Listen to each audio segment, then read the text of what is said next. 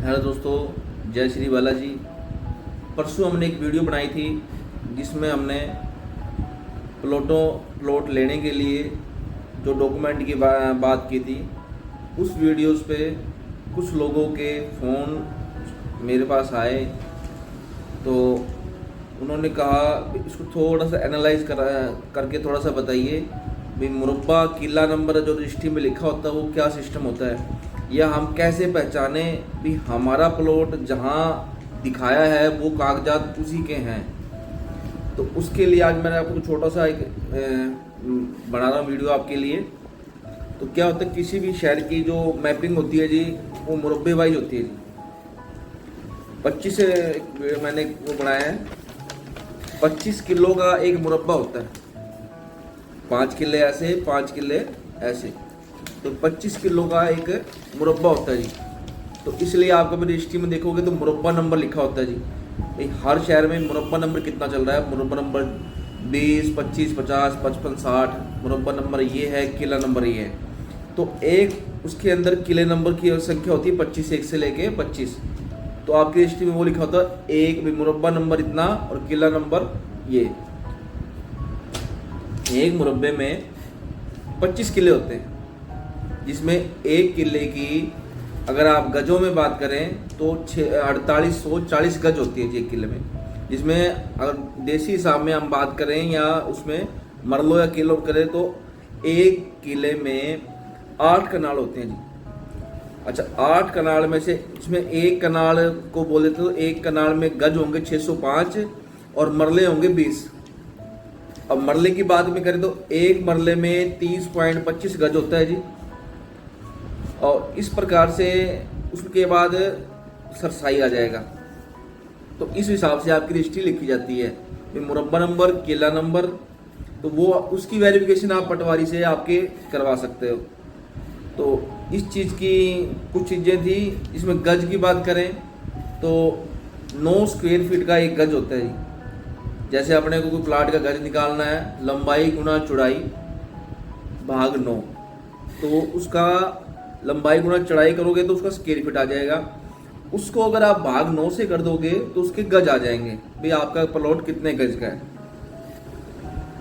तो ये कुछ जानकारियां थी जो पिछली वीडियो से रिलेटेड मैंने आपको दी है। और आज हमने जो बात करनी थी नीम से लेकर,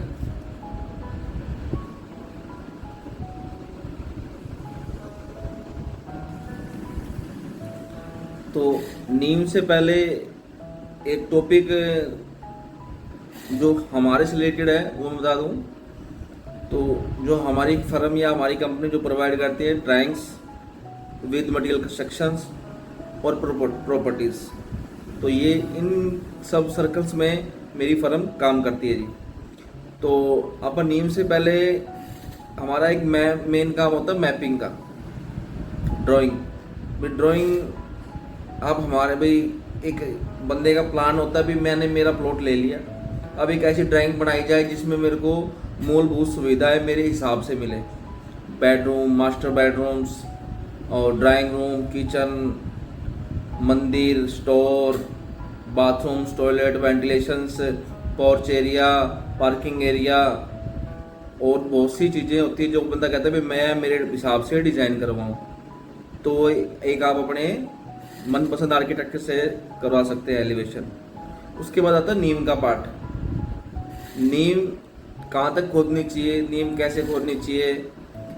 नीम का काम क्या होता है जी, आपकी जो स्ट्रेंथ होती है या जो आपके घर के पैर है तो उसको आप नीम बोल सकते हो। तो नीम को खुदाई अपने कहाँ तक करनी होती है जी, नीम की खुदाई कम से कम 2 से 2.5 फीट हो, जब तक एक पक्की मिट्टी या भूखंड जो मजबूत पक्का भूखंड ना आ जाए।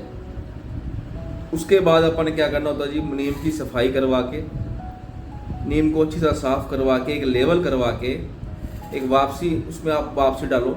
40 mm वापसी बोल देते हैं, रोड़ी उसको वापसी बोलते हैं। तो 40 mm आपने 3 इंची वापसी डालनी है।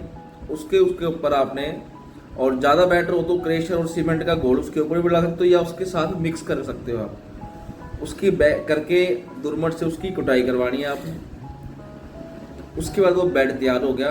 फिर आप अपनी नींव भर सकते हो, जिसमें शुरू के जो 2 रद्दे होते हैं वो 27 इंची होते हैं जी। उसके बाद 3 रद्दे आपके 22 इंची आएंगे, फिर 3 से 4 या 5 रद्दे आपके 18 इंची हो जाएंगे, उसके बाद 3 15 इंची, उसके बाद 9 इंची। इन हिस्सों में या इन भागों में एक नीम का पड़ाव चलता है। राइट, उसके बाद टाई बीम का नंबर आएगा जी। टाई बीम हमेशा ध्यान रखें, ठेकेदार से भी डिस्कस करें। बट टाई बीम जो होता है, टाई बीम 6 इंची, 9 इंची और 12 इंची 3 हिस्सों में लोग भरते हैं। टाई बीम ध्यान रखें आप भाई, आपके जो डोर लेवल या फर्श लेवल है उससे उसकी जो हाइट है -1 फुट होनी चाहिए भाई। आपकी जो फर्श लेवल आएगा या डोर लेवल आएगा, आपका जो चौखाट आपकी रखी जाएगी, उससे जो उसकी हाइट होगी लगभग 1 फुट नीचे हो टाई बीम के। कॉलम्स की बात करें तो कॉलम्स में 2 प्रकार के होते हैं जी। एक तो था frame structure, but totally building आपकी फ्रेम पे खड़ी है। एक होता भी अपने को लगता भी ये दीवार कमज़ोर है या यहाँ सपोर्ट ज़्यादा चाहिए या लोड है, तो वो ड्राइंग अनुसार कॉलम्स इंजीनियर या आपका आर्किटेक्ट दे सकता है। तो दोस्तों आज हमने जो नीम का किया, उसके बाद डीपीसी के पे आपने कोटिंग करनी होती है जी। डॉक्टर फिक्सिड या अल्ट्राटेक या लगभग आजकल हर सीमेंट के अपने अपने ब्रांड या प्रोडक्ट आ रहे हैं। तो उसके बाद आप किसी भी ब्रांड का, ट्रस्टेड ब्रांड का केमिकल्स आता है जी, रूफ टॉप के नाम से या कोटिंग के लिए